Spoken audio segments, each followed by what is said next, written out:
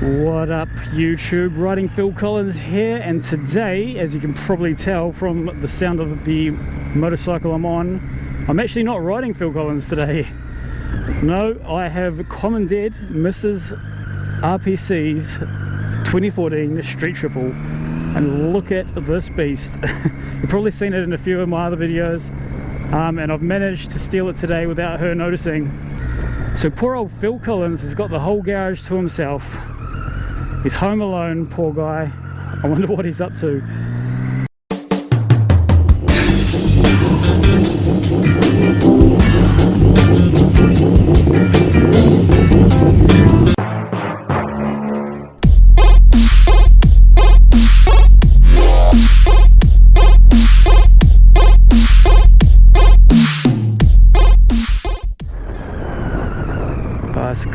Bicycle, oh nice red light cutting. You're on a bicycle but you still should abide by the rules, fucker.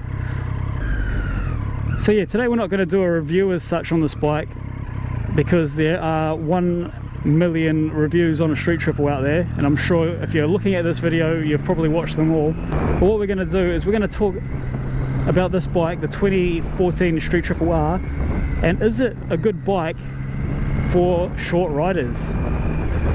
Because I know there's a lot of us out there. I'm not so bad, I'm tall enough. I think I'm about 5'8". I'm about 175, come on bro, it's a green light. Thank you. I'm about 175 centimeters tall. So for me, I'm just tall enough that I can fit on most bikes, even if it's tippy toes, but I'm quite comfortable tippy toes. But for a lot of people out there, and particularly females, I know when you're looking for a bike, it's actually really quite hard to find something you can fit on. And yeah, we had this, oh my god, this car. We had this problem when we were trying to find a nice bike for Mrs. RPC. Yeah, there were a lot of bikes out there, but a lot of bikes that she wanted were just too tall and just sort of impractical for her sort of size. And what we ended up coming up with is the Street Triple R. We're looking at the Street Triple originally because I think with the stats, the Street Triple, I think it's about 2 inches lower than what the Street Triple R is. So we're looking at the Street Triple first, and she could hop on the Street Triple and she was on the balls of her feet, but it was still kind of comfortable. It was about a similar height to what her Ninja 300 was. And then we went and sat on the Street Triple R, and she preferred this colour, and obviously the Street Triple R brand a lot better. When we sat on this, she found that, yeah, she was right on the tips of her tippy toes, and it just would not have been practical at all for her to choose this bike. So yeah, we did a bit of research and we had a bit of a look around online, and what we found was this company called, I think it's Soapy's Performance. I'll put a link down in the description. So yeah, Soapy's Performance, they make lowering links for a lot of models of bikes actually, and their lowering links, instead of just being like a stock set amount that they lower the bike by, they're adjustable. So I think with the Street Triple R they can adjust anywhere between stock and 4 inches. So that is a huge amount when you're looking at lowering a bike. So we ended up getting that and installing it.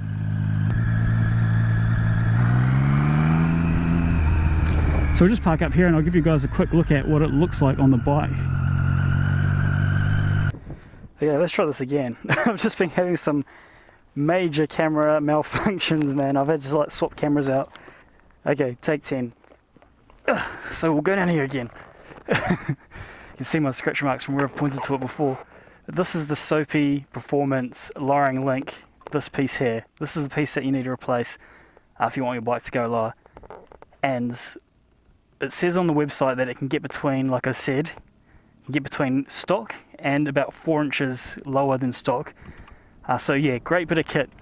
The only thing you need to be wary of upon buying this, and if you're going to lower it a decent amount, is you also need to get one of these, a fully adjustable side stand, because yeah, you might not think about it at the time, but when you lower it, you're obviously bringing the whole bike down. So if you had the original kickstand on, yeah, your bike's going to be pretty much leant over vertical, probably on the opposite side. So yeah, you definitely need to get that as well. And I think both of them in a combo deal cost us for the Street Triple about $300-ish, I think.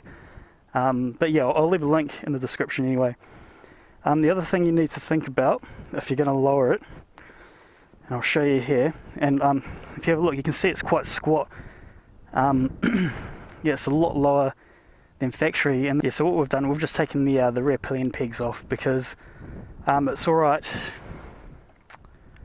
I suppose it'll be alright if you stiffen up the rear suspension a bit, but yeah, if I was to sit on here and Mrs. RPC was on the back, there'd be about this much clearance between the wheel and the body. So yeah, it would be definitely we'll be definitely getting contact over bumps and what have you.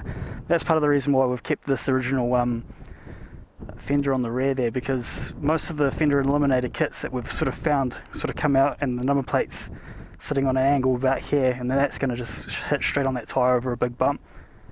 We have seen one, I think it's the Evotech fender eliminator kit, and it sort of comes out a bit and then on an angle like that, so we might look into getting that. But yeah, to buy those in New Zealand, they are quite expensive. I think a couple $100. And the other thing we need to think about if you're lowering is, as you can see, we've taken a lot of the ground clearance out as well. And like I said, it's not a big deal for Mrs. RPC because she weighs about 30 kilos less than I do. But when I'm riding this bike, because I'm fat, no, I'm not really, but I weigh a lot more and the suspension is quite soft at the moment. I put the bike a lot closer to the ground than what she does. And I think she had the bike for about, I don't know, maybe 24 hours, and I'd already scraped the exhaust coming around a roundabout, and I wasn't even going that fast. So when I ride this, I just got to be a little bit more careful. So yeah, that's something to think about. Like I said, it's not too much of a big deal if you're light, or you could just go stiffen up your suspension. I guess that would probably help a little bit. But yeah, just things to be, definitely things to be mindful of. Otherwise, yeah, as you can see, it's an absolute beautiful bike. I personally love the colour. The point I guess I'm trying to get across and what to take out of this is, if you don't fit on a bike in the shop, don't be discouraged. Even though you know it might be your dream bike, but it's just too tall for you. Don't be discouraged. Have a look online and see what you can find. Have a look at that Soapy's website and see if your bike or the bike you want, see if the lowering links are there for it. Go and talk to your dealer about it, and yeah, hopefully they can suss something out for you, because yeah, it's a shame that you can't, it is a shame if you can't get on the bike that you want to get on. We haven't even lowered this bike as low as it can go. I think we, for instance, if we can get 4 inches out of it, we've probably only lowered it down about 3 of the 4 inches. So there is a little bit more room to get out of it, and now this bike's probably lower than what Bex's Ninja 300 actually was stock. So if you fit on a Ninja 300, you'll fit on this. In the way of reviewing this bike, I love this bike. I haven't ridden it that much, to be honest, but all I can say is every time I hop on this bike, I freaking love it, man. If you're thinking of getting one of these, just quit stalling. Just go and throw your money at your Triumph dealer or whoever's selling it to you, because oh, these bumps again.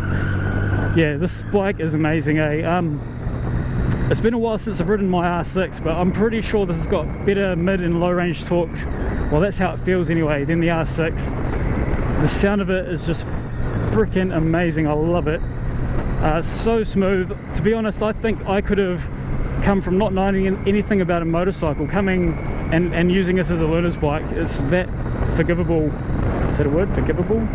Forgiving? It's that forgiving. It's that forgiving and that easy to ride. But then at the same time, if you twist your wrist a bit, you're flying. So yeah, it's an awesome bike. It's a good bike for commuting, long distances, and yeah, awesome to cover up the corners. Down points, I guess, on this bike is that I don't own it. Well, I do in a way, but I'm not allowed to ride it. But yeah, that's it. If there's any questions, if you have any questions, let me know.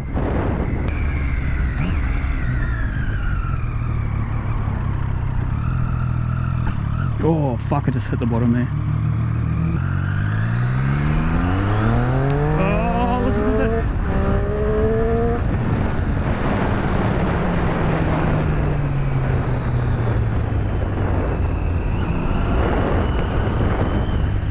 I've got to be careful on these roundabouts.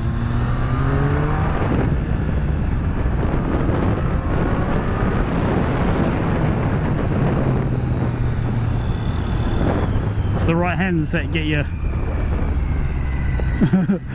Just have exhaust.